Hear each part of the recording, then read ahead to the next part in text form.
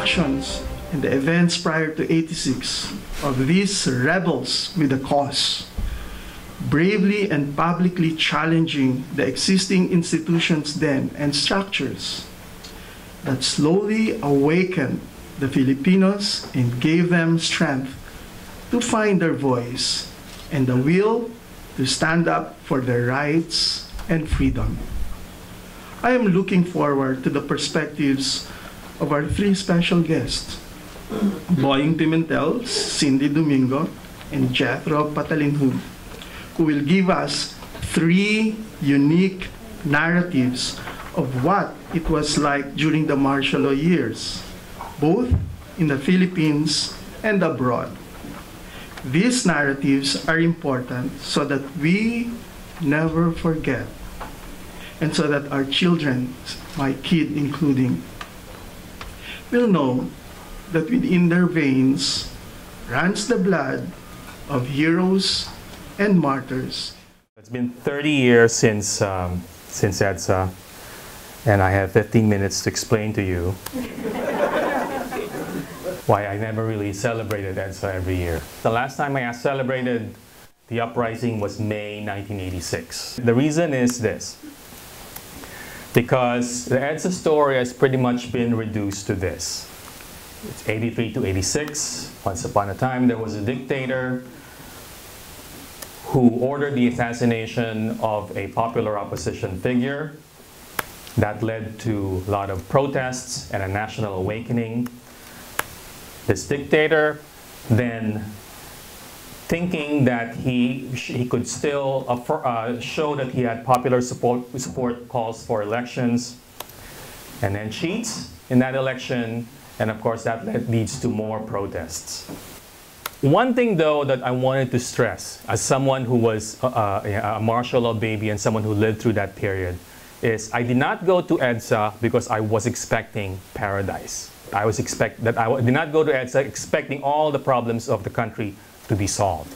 I went to EDSA because we went to EDSA because we wanted to get rid of a bully, and it worked. We won.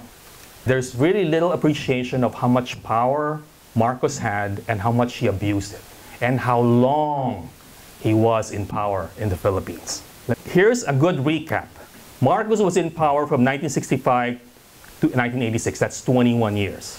Whenever we do this, we only talk about 1983 to 1986. But it's actually more important to talk about 1972 to 1982, the 10 years when people were fighting back. I would call these the forgotten years. These are the years of silence, years of fear, and years of defiance. These young Filipinos were on their own. Many of them didn't make it. Some of them joined the armed resistance. Ferdinand Marcos, killed at age 21. Jennifer Carino in northern Luzon at age 26. Liliosa Hilaw, the first detainee to die in detention. Bobby de la Paz, doctor, worked with the poor in Samar, was arrested by the military and killed. He was 29. Archimedes Trajano, this interesting story. He dared to challenge Amy Marcos at a forum to ask, Amy Marcos is the daughter of the dictator, who gave you the right to represent the Filipino youth? Bad idea. He was picked up by Amy's bodyguards, tortured, beaten, and killed. Another example, Dito Sarmiento was the editor of the UP Collegian. Dito Sarmiento was arrested for writing editorials critical of the regime.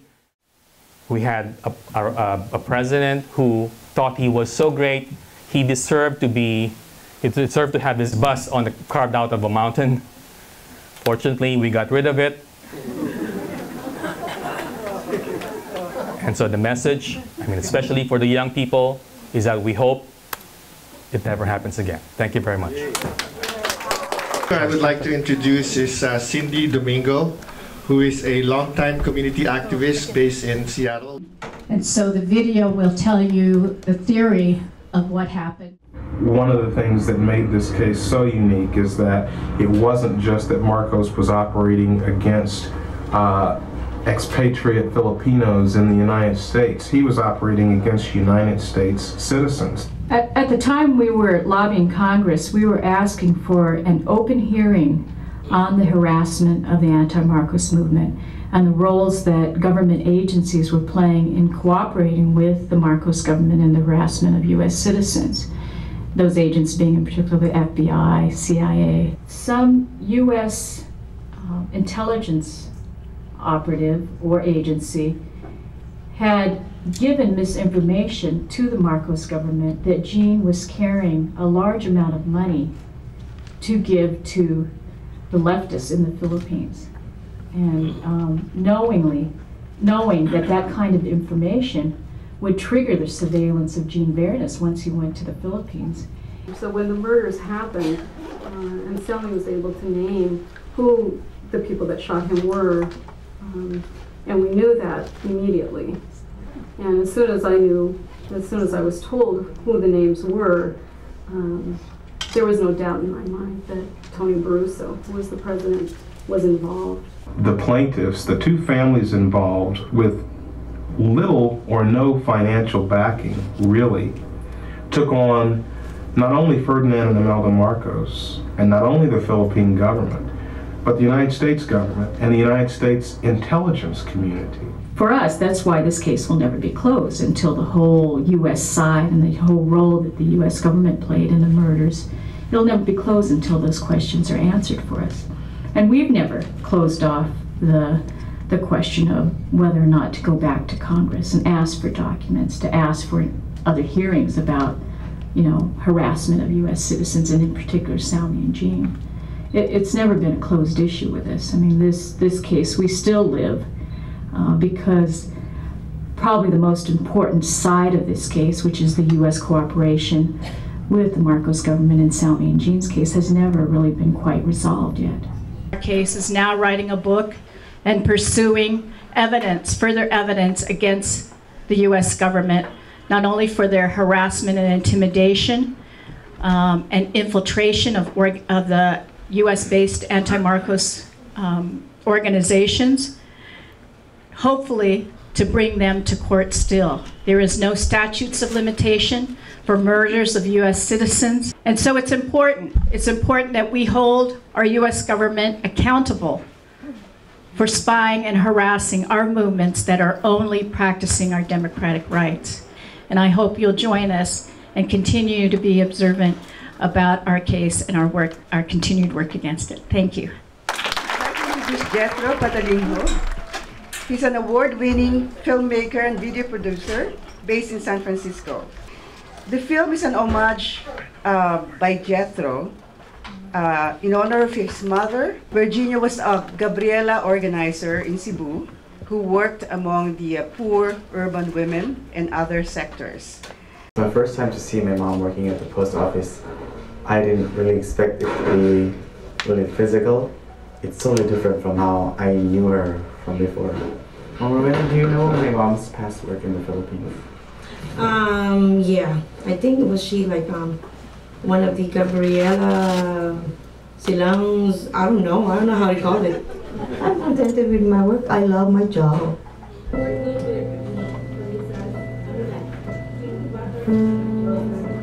This is the mother that I used to miss a lot growing up.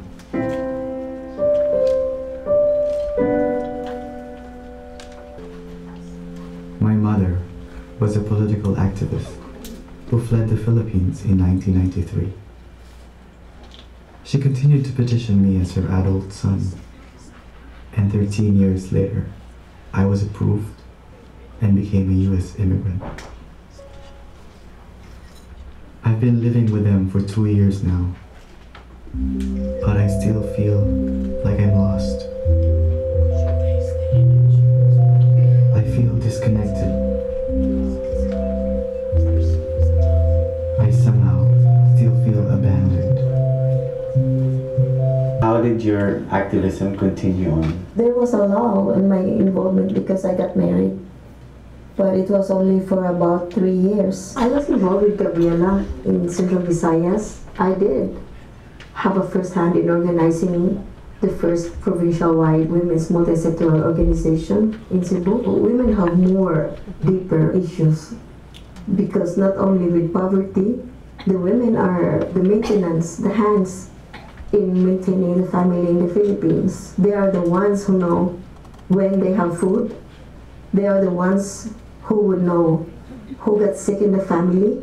They're the ones who maintain the house, so they would know if they would have the supplies to clean.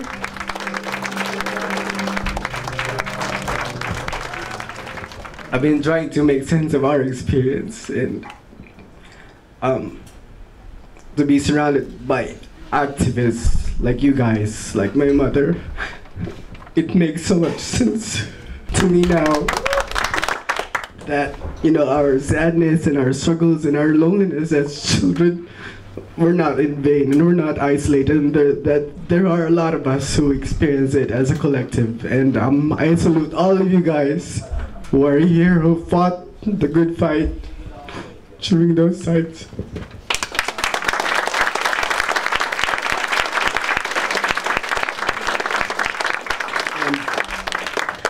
As much as I'm honoring my mother with this film, I honor you guys through this film as well. Thank you so much for all your work.